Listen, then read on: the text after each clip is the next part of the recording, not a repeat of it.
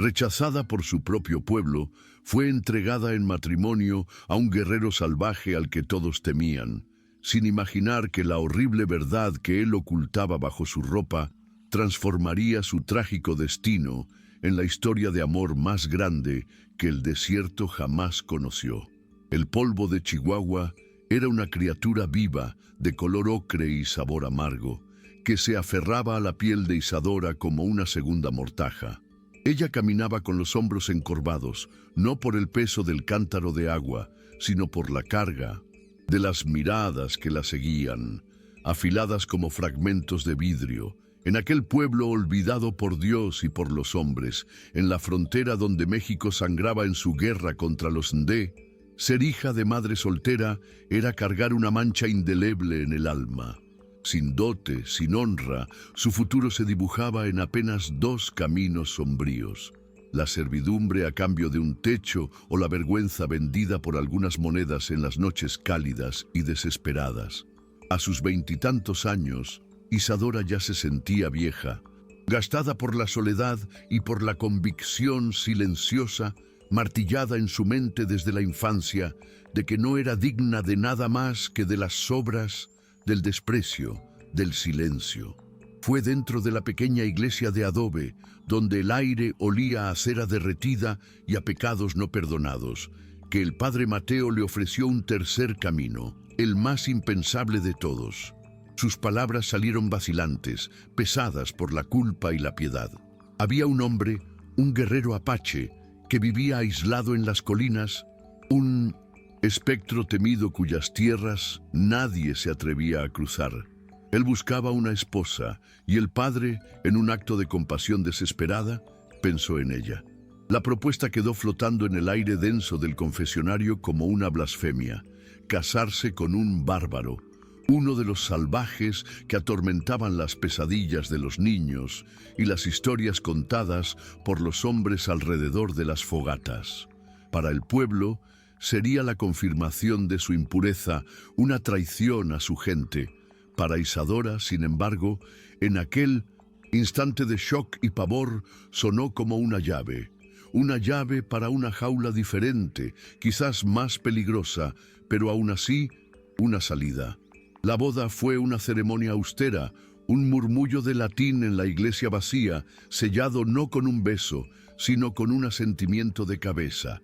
La partida fue aún más silenciosa.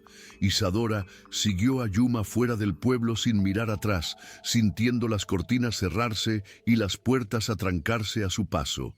Él no le ofreció un caballo. Caminaron. El guerrero se movía con una fluidez aterradora.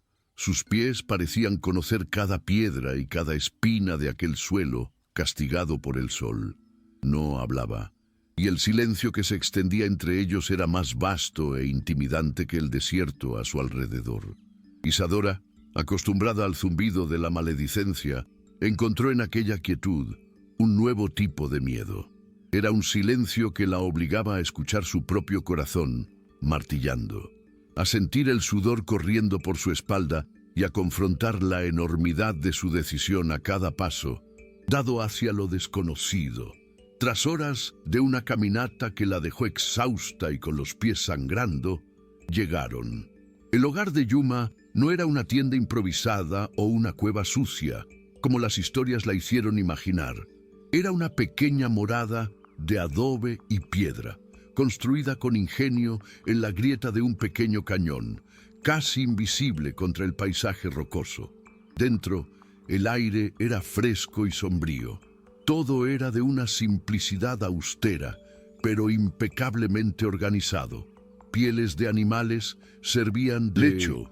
Un puñado de utensilios de barro estaban limpios y apilados, y manojos de hierbas secas colgaban del techo, impregnando el ambiente con un aroma terroso y medicinal.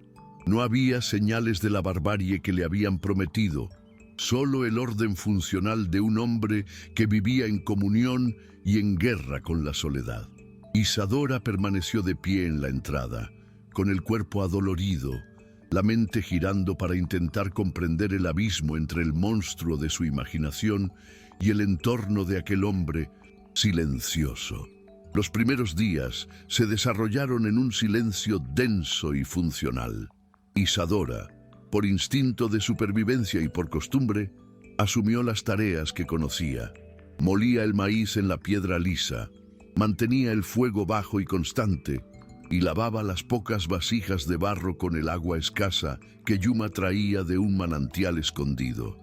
Él partía antes del amanecer, una sombra que se disolvía en la penumbra, y regresaba al atardecer, trayendo consigo un conejo, algunas raíces o simplemente del desierto. El olor.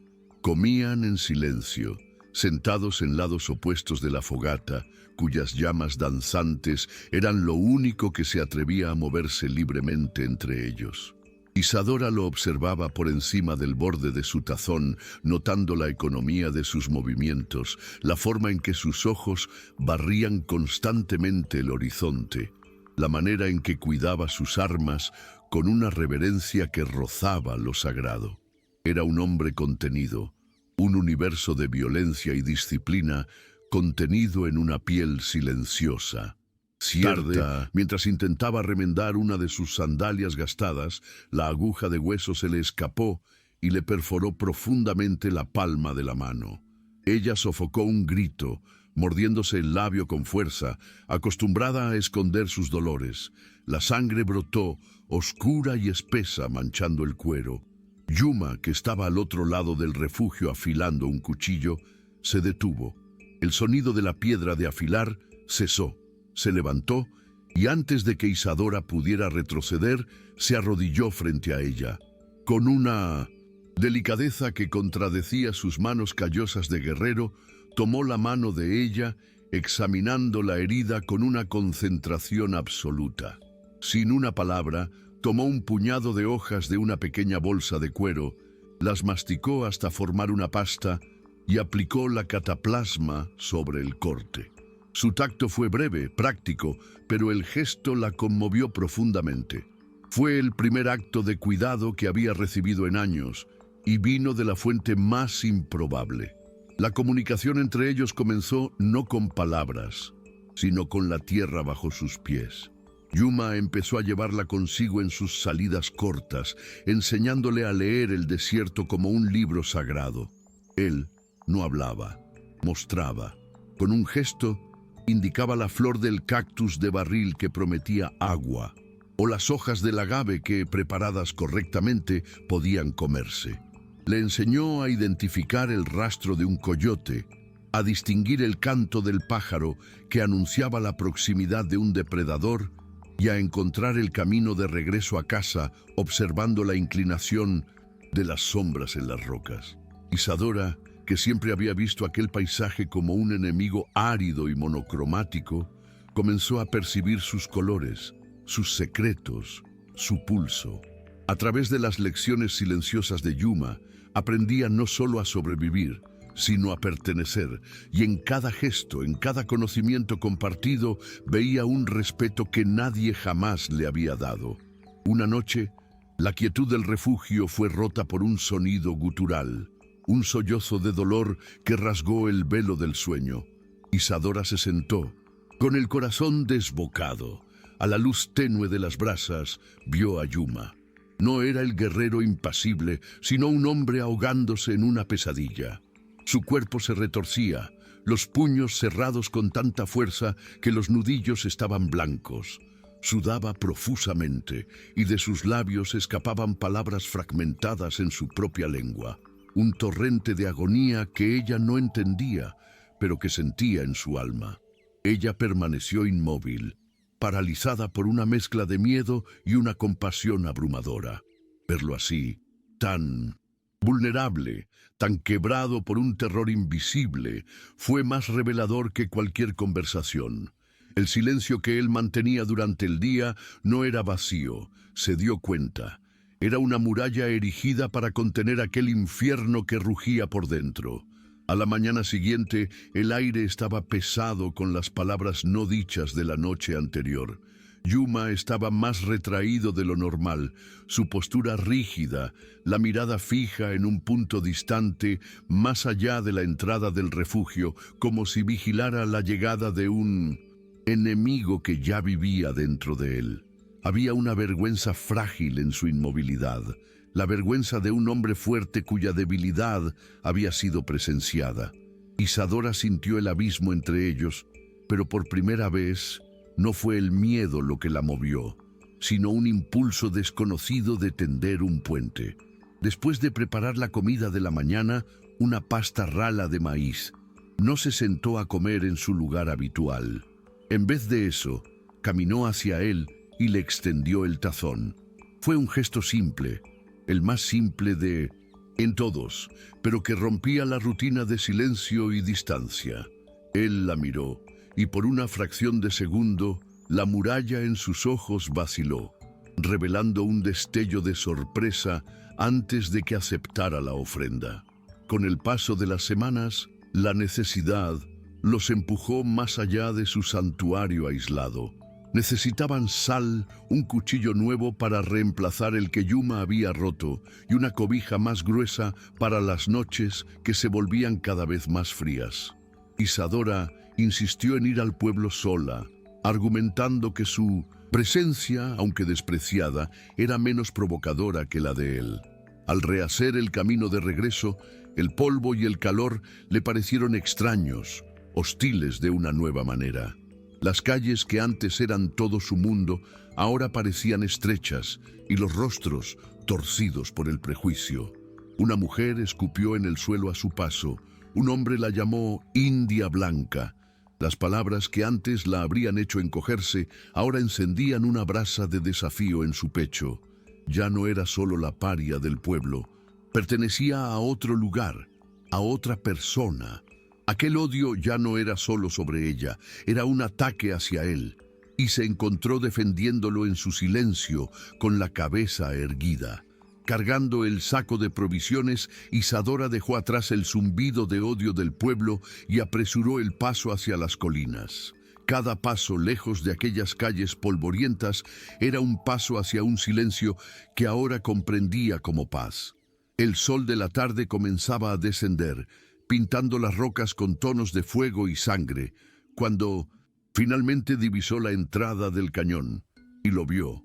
Yuma no estaba esperando en la entrada, sino apostado en un afloramiento rocoso arriba, un centinela inmóvil recortado contra el cielo azul cobalto. La había observado durante todo el trayecto final, garantizando su seguridad a la distancia. Cuando ella llegó, exhausta, él descendió sin decir una palabra, su rostro una máscara impasible. Solo extendió la mano y tomó el pesado saco de sus hombros. El alivio que inundó a Isadora fue tan profundo que casi la hizo flaquear. En aquel gesto simple no sintió solo el compartir una carga física, sino la confirmación de que había un lugar para ella en aquel mundo. Una noche, mientras remendaba la túnica de cuero de él a la luz de la fogata, Yuma se movió para guardar sus herramientas de caza. Al estirarse para alcanzar una grieta más alta en la pared de piedra, la tela gastada de su camisa se abrió en la espalda, rasgándose a lo largo de una costura antigua. Por un instante, el fuego danzante iluminó lo que había debajo. No era la piel lisa y bronceada que ella esperaba. Era un lienzo de horror. Cicatrices antiguas, gruesas y elevadas, se cruzaban en un patrón de sufrimiento indescriptible. Eran marcas de látigo, tan profundas que parecían haber surcado el propio hueso. Isadora ahogó un grito, la aguja cayendo de sus dedos temblorosos. Él se congeló, sintiendo la corriente de aire frío en su espalda y el peso de la mirada de ella. Con un movimiento brusco, se dio la vuelta. El rostro, una mezcla de furia y vergüenza profunda, jalando la tela para esconder la prueba de la tortura que cargaba en su carne. El resto de la noche pasó en un silencio glacial que congeló el pequeño refugio. Yuma no se volvió hacia ella de nuevo. Permaneció de espaldas, una silueta de granito contra la pared de piedra, pero Isadora podía sentir la tormenta que se agitaba dentro de él.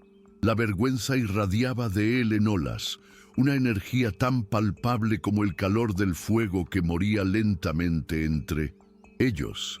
Cada crujido de la madera en las brasas sonaba como una acusación, amplificando la tensión hasta un punto casi insoportable. Ella quería decir algo, cualquier cosa, ofrecer una palabra de consuelo, pero las palabras parecían inútiles, profanas ante la magnitud de aquel dolor. Comprendió que había tropezado con un cementerio sagrado, un lugar de tormento que él mantenía cerrado y vigilado. Al revelar su secreto, aunque fuera por accidente, ella lo había violado, y ahora la muralla entre ellos era más alta y más impenetrable que nunca. Acostada en su piel para dormir, Isadora miró fijamente las sombras que danzaban en el techo de piedra, incapaz de cerrar los ojos. La imagen de las cicatrices estaba grabada en su mente, vívida y terrible. El shock inicial dio paso a una claridad dolorosa. Los susurros del pueblo sobre el salvajismo de los apaches sonaban ahora como una broma cruel, una mentira grotesca. El verdadero salvajismo estaba impreso en aquellas marcas, un testimonio de la crueldad metódica de los civilizados. Por primera vez no sintió miedo de él. Sintió una ola de furia protectora, una rabia profunda por aquellos que lo habían quebrado. En aquel momento, acostada en la oscuridad, tomó una decisión. No se iría, no lo presionaría con preguntas, simplemente se quedaría. Ofrecería su silencio como un bálsamo, su presencia como un escudo. Se convertiría en una guardiana de aquel dolor que él no podía nombrar, esperando que un día su lealtad silenciosa pudiera convencerlo de que ya no necesitaba vigilar solo. Los días que siguieron fueron un ejercicio de paciencia y silencio deliberado. Yuma se convirtió en una sombra aún más distante, siempre cuidadoso de mantener la espalda contra una pared, el cuerpo envuelto en su túnica, incluso bajo el calor del mediodía. Él la observaba. Isadora sentía, esperando una señal de repulsión, una pregunta, la vacilación que precedería a la huida. Pero ella no le dio nada de eso. Continuó con sus tareas diarias con una calma inquebrantable, moliendo el maíz, buscando agua, manteniendo el fuego. Cierta mañana tomó la camisa rasgada y con la aguja de hueso y un hilo de tendón reparó el desgarro con puntadas pequeñas y firmes. No fue un remiendo apresurado, sino un trabajo cuidadoso que reforzó la tela gastada. Cuando terminó, dobló la prenda y la dejó sobre las pieles de él. Fue su respuesta silenciosa. Vi tu herida y no huí. Permanezco. La precaria paz de su santuario fue destrozada por un sonido que no pertenecía al desierto, el trote de caballos cerrados y el tintineo de metal. Yuma, que estaba enseñando a Isadora a montar una trampa para pájaros, se tensó como la cuerda de un arco. En un movimiento rápido y fluido, la jaló hacia abajo, arrastrándola a la cobertura de un denso matorral de mezquite. Desde allí, espiando por entre las ramas espinosas, vio el origen del sonido. Una patrulla de rurales, con sus sombreros grises y rifles reluciendo al sol. Liderándolos, montado en un caballo, negro y arrogante, estaba el capitán Morales. Se detuvo no muy lejos, el rostro una máscara de desprecio, mientras inspeccionaba las colinas. Esta tierra apesta a salvajes. Isadora lo escuchó decir a uno de sus hombres. Pero vamos a limpiarla, cueste lo que cueste.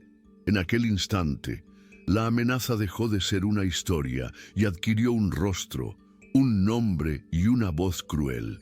Permanecieron agachados en la quietud polvorienta por un largo tiempo después de que el sonido de los caballos desapareciera, hasta que el propio aire pareció asentarse de nuevo en su antigua paz.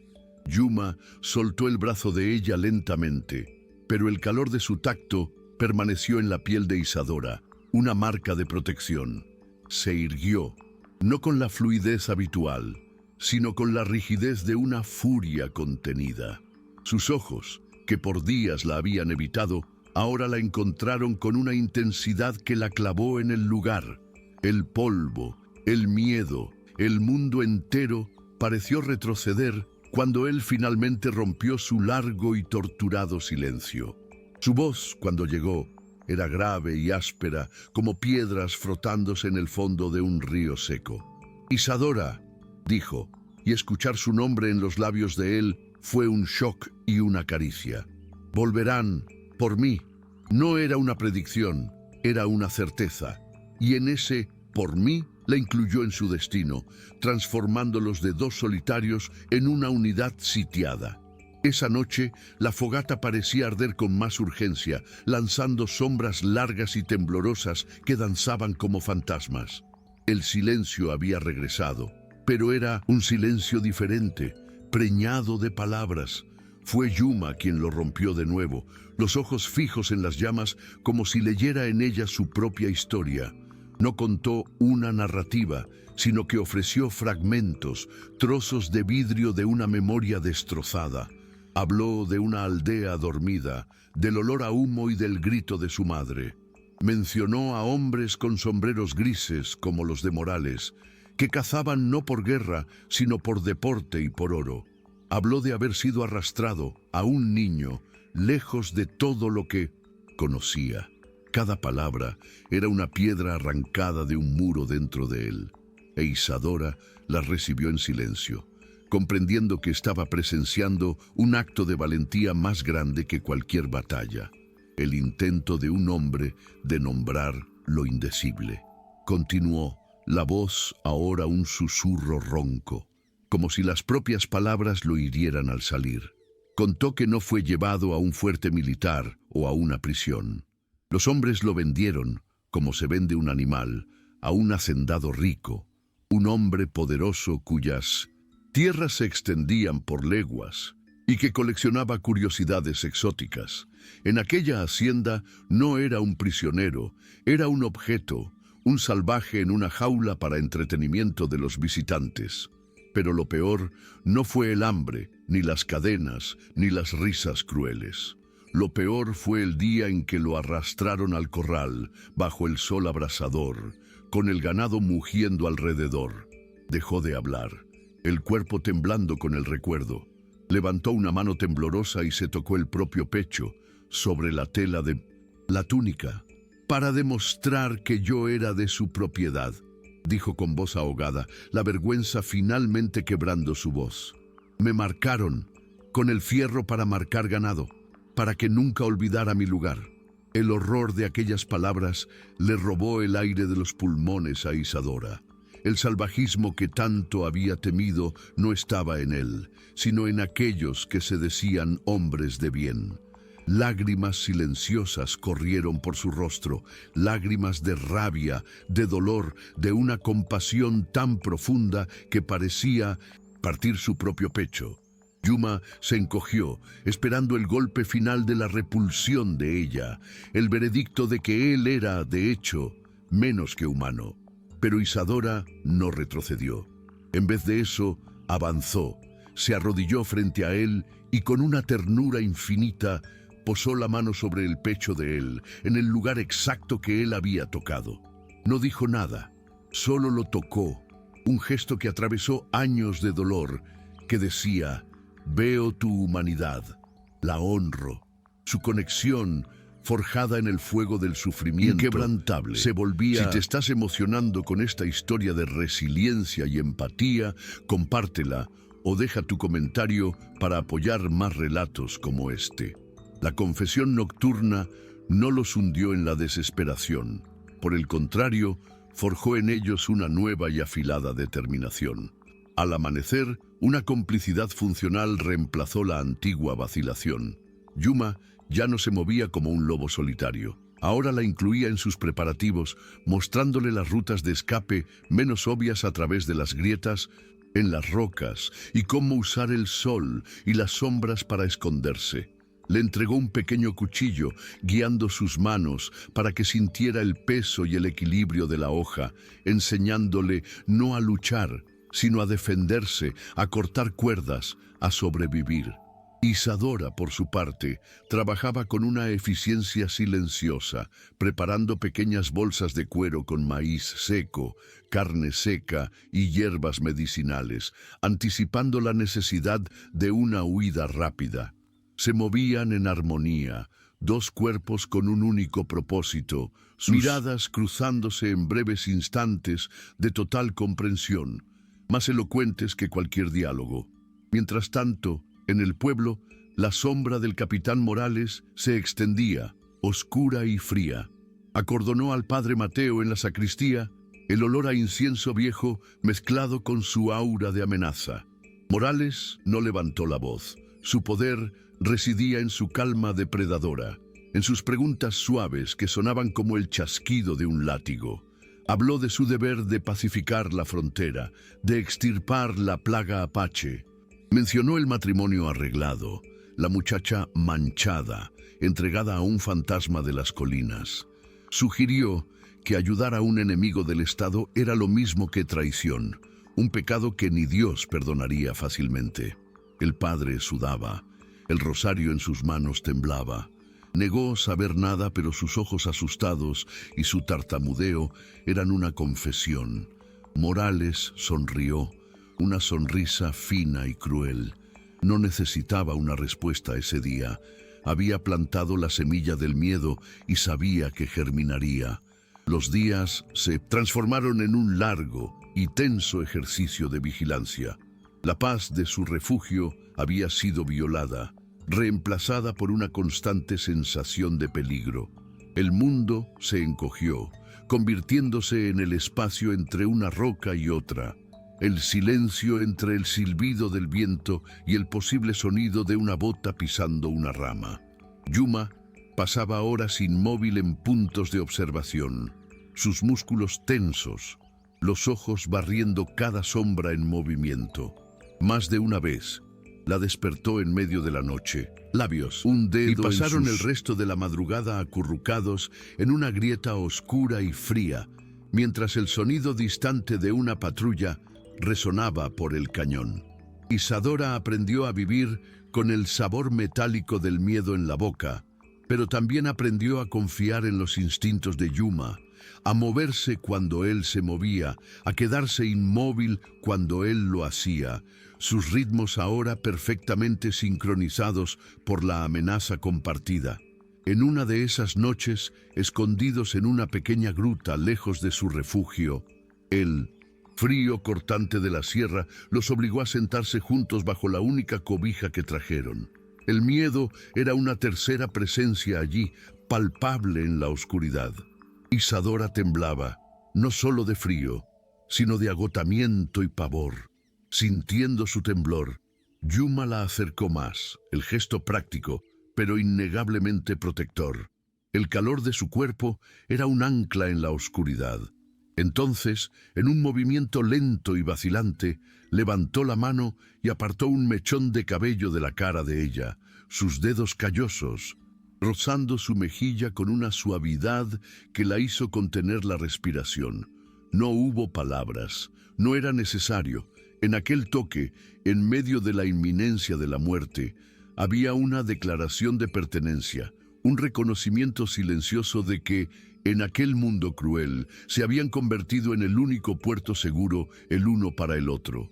La trampa finalmente se cerró, no por astucia militar, sino por la corrosión de un alma débil. El capitán Morales, harto de su cacería infructuosa, regresó al pueblo y usó su arma más eficaz, el terror.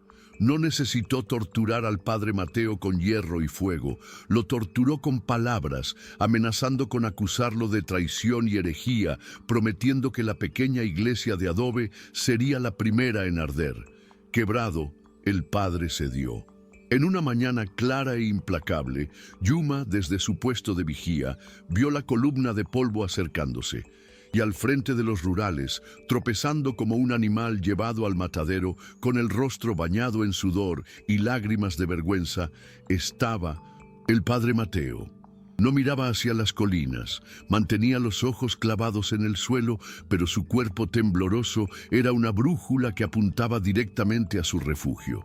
Yuma no sintió rabia, solo el frío gélido de lo inevitable.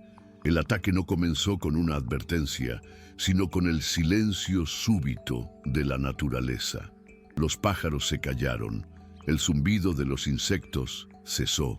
Yuma sintió el cambio antes de escucharlo.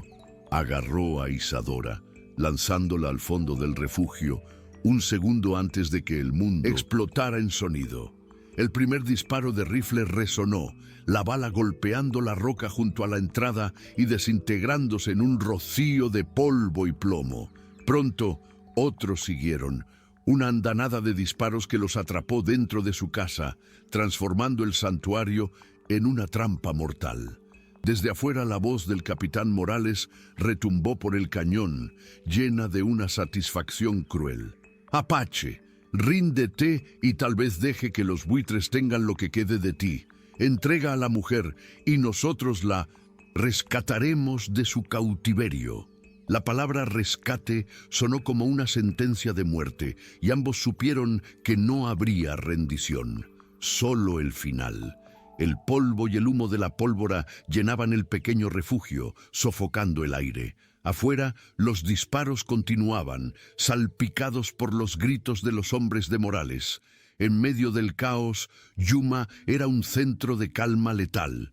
No se encogía de miedo, se preparaba para la batalla final. Con una economía de movimientos que rozaba la danza, posicionó sus pocas flechas, probó la tensión de su arco y se apostó en un ángulo protegido cerca de la entrada. Ya no luchaba por sobrevivir, sino por cobrar un precio por su muerte. Sus ojos se encontraron con los de Isadora por un instante, y en esa mirada había un universo de despedidas. Había una disculpa por haberla arrastrado a su fin, un agradecimiento por haberlo hecho sentir humano de nuevo, y una orden silenciosa y feroz: mantente viva. Era el último acto de un hombre que, habiendo perdido todo, finalmente había encontrado algo por lo que valía la pena morir. Mientras observaba a Yuma prepararse para el sacrificio, algo dentro de Isadora se rompió y se rehizo, más fuerte que antes. El miedo que la había paralizado toda su vida se transformó en una furia incandescente. Ya no era la paria indefensa, la mujer que aceptaba el destino que le era impuesto. Era la esposa de ese hombre, la guardiana de su dolor, la única testigo de su humanidad. No lo dejaría morir solo, ni permitiría que la mentira de Morales sobre rescatarla se convirtiera en la versión final de su historia. Una decisión desesperada y lúcida se apoderó de ella. Si la violencia de los hombres era el único lenguaje que entendían, les daría una verdad tan brutal que ni siquiera las balas podrían silenciar. Aferrándose a la valentía recién descubierta, se levantó, ignorando la mirada de asombro de Yuma, y caminó hacia la luz cegadora y mortal de la entrada del refugio. Se detuvo bajo el sol deslumbrante, un blanco, frágil y solitario. Los disparos cesaron abruptamente, reemplazados por un silencio atónito. Los rostros de los rurales, sucios de sudor y pólvora, la miraban con una confusión boquiabierta. «Apártese, muchacha», gritó Morales, la furia en su voz por haber interrumpido su guión. Pero Isadora no se movió. Plantó los pies firmemente en el suelo, su cuerpo como un escudo humano para el hombre que amaba. «Él no es el salvaje aquí», dijo ella, la voz temblorosa, pero resonando con una fuerza que no sabía que poseía. «No soy una prisionera, soy su esposa. El salvajismo está en los hombres que cazan por deporte, que matan por codicia y que se esconden detrás de un uniforme para justificar su crueldad». Las palabras golpearon a los soldados, no como balas, sino como piedras, rompiendo la certeza de su misión. Viendo la valentía suicida de ella, Yuma emergió de la oscuridad del refugio para ponerse a su lado. No llevaba su arco, sus manos estaban vacías. Sus ojos no se fijaron en Morales, sino que pasaron por los rostros de los soldados comunes, hombres que quizás tenían familias, que quizás entendían el dolor.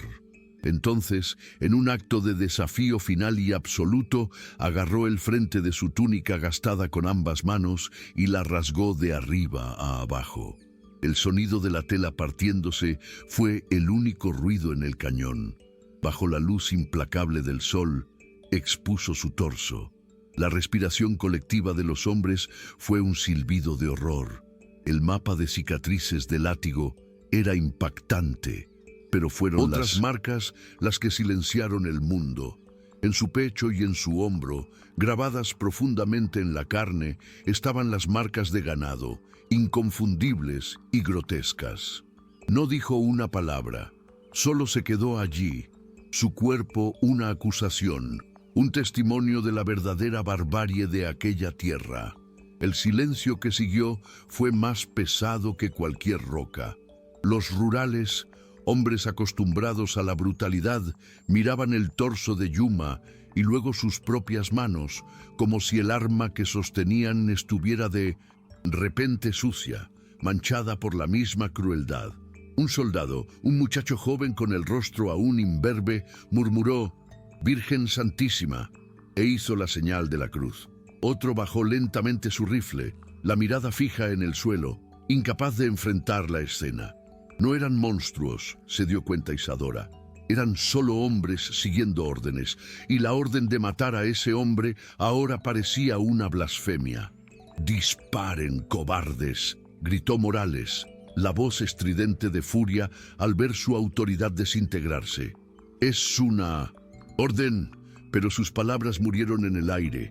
Ningún gatillo fue apretado. La verdad expuesta en la piel de Yuma era más poderosa que la disciplina militar. En aquel instante de vacilación, Yuma actuó. Tomó la mano de Isadora, un tirón firme que la sacó de su trance. No corrieron hacia campo abierto, se dieron la vuelta y se sumergieron en una grieta estrecha entre dos rocas, el inicio de un sendero empinado y peligroso que solo cabras y apaches se atreverían a usar. El capitán Morales, ciego de rabia, levantó su propio rifle y disparó un tiro, la bala zumbando y perdiéndose en el vacío. Fue el único disparo. El resto de sus hombres permaneció congelado, observando en silencio mientras la pareja desaparecía en la inmensidad de la Sierra Madre. No habían ganado la batalla, no habían derrotado a sus enemigos, pero habían hecho algo más importante. Habían sobrevivido a su propia historia, escapando no por la fuerza de las armas, sino por el peso aplastante de la verdad. Los gritos de Vincent Morales fueron tragados por las piedras, y pronto el desierto volvió a su antiguo silencio. La huida fue el inicio de una nueva prueba, una larga y ardua peregrinación por las entrañas de la Sierra Madre. Los días eran una prueba de resistencia contra el sol abrasador, y las noches una batalla contra el frío cortante de las altitudes. Se movían como fantasmas, hablando poco, conservando energía, comunicándose por medio de gestos y miradas. El conocimiento de Yuma sobre la tierra era lo único que los mantenía vivos. Encontraba agua donde parecía haber solo roca seca, identificaba raíces comestibles y los guiaba por senderos que no constaban en ningún mapa. Isadora, por su parte, reveló una fuerza que ella misma desconocía. Cuidaba de sus heridas con las hierbas que había aprendido a reconocer, racionaba las escasas provisiones con sabiduría y caminaba sin quejarse, incluso cuando sus pies estaban en carne viva. En aquella jornada brutal fueron despojados de todo, excepto el uno del otro, y descubrieron que eso era suficiente. Después de semanas que parecieron una vida entera, cuando el agotamiento ya corroía sus huesos, lo encontraron. Escondido entre picos imponentes y protegido por un denso bosque de pinos, había un pequeño valle, un milagro de un verde exuberante. Un arroyo de agua cristalina serpenteaba por él, la melodía de su corriente sonando como una promesa de paz. El aire era fresco, olía a tierra húmeda y a resina, un bálsamo para los pulmones acostumbrados al polvo. Había refugio en pequeñas grutas en las laderas y señales de caza abundante. Se detuvieron en el borde del valle, lado a lado, y miraron aquel santuario intacto. El mundo de la violencia, de los sombreros grises y de los fierros de marcar, parecía pertenecer a otra existencia. Allí, por primera vez, no necesitaban esconderse. Allí podrían finalmente comenzar a vivir. El viaje había terminado. Estaban en casa. En la seguridad de aquel valle escondido, las heridas de Yuma comenzaron a cicatrizar, no solo las de su piel, sino las de su alma. El guerrero vigilante dio paso poco a poco a un hombre que reaprendía la paz. Isadora lo vio sonreír por primera vez, un movimiento vacilante y oxidado de sus labios, mientras observaban a dos osesnos jugando cerca del arroyo. Un día lo escuchó reír, un sonido bajo y gutural. Cuando ella intentó, sin éxito, imitar el llamado de un pájaro y terminó asustando a una ardilla, comenzó a hablar más, no sobre el dolor, sino sobre las estrellas, enseñándole los nombres que su pueblo daba a las constelaciones. Ya no era solo el fantasma de las colinas, el sobreviviente de una tragedia. Era Yuma, un hombre que tallaba pequeñas figuras de animales en la madera y que por la noche sostenía la mano de su esposa mientras se dormían, sin miedo a lo que la oscuridad pudiera traer. Isadora floreció a su lado. La mujer que había llegado a aquel matrimonio como una paria encogida, convencida de su propia inutilidad, encontró allí su verdadera forma. Se movía por el valle con una confianza tranquila, sus pies tan conocedores de los senderos como los de Yuma. Su resiliencia silenciosa se transformó en una fuerza serena. Ya no era definida por la vergüenza de su nacimiento o por la crueldad de su antiguo pueblo. Era definida por su valentía, por su habilidad para encontrar remedios en la tierra, por su amor inquebrantable por su esposo. La soledad que la había atormentado toda su vida se disipó por completo, reemplazada por una conexión tan profunda y natural como la de las raíces de los árboles con el suelo. No necesitó una dote o la bendición de una sociedad hipócrita para encontrar su valor. Lo encontró en sí misma, reflejado en los ojos del hombre cuya humanidad ella ayudó a rescatar. Los años pasaron como las estaciones en el valle, cada uno dejando atrás una capa de paz sobre los recuerdos del dolor. Y con las estaciones vino una nueva vida.